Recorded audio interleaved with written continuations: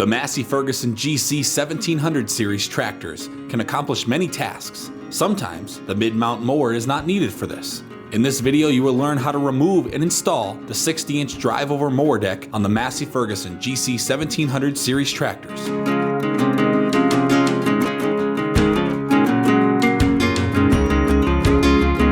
First, park the tractor so that the mower deck is above a non-skid surface. Raise the 4 gauge wheels to the lowest setting. Lower the mower deck to the ground. Set the park brake, turn the tractor off, and remove the key. Pull back the spring-loaded lock pin and unlatch the front bracket. Pull back the spring-loaded lock pins on the lift arms under the tractor. As it's easiest coming in from the left side, disconnect the drive shaft from the mid-PTO. Get back on the tractor and raise the lift arms.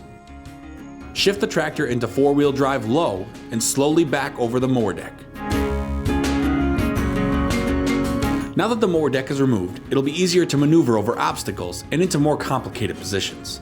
This will also keep the mower deck safe from damage when working in difficult conditions where it is not needed.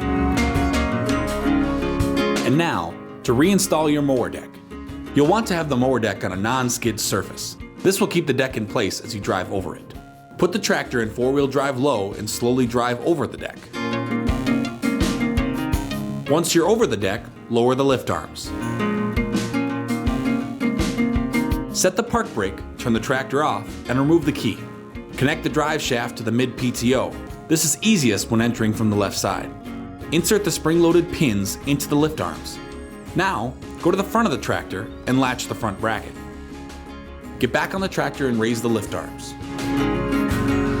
You are now all set to use the mid-mount mower. Massey Ferguson GC1700 series tractors are one of the most versatile compact tractors on the market. Coupled with a quick and easy to install 60-inch mid-mount mower, these tractors are ready to tackle jobs around the house and whatever else you have to throw at it.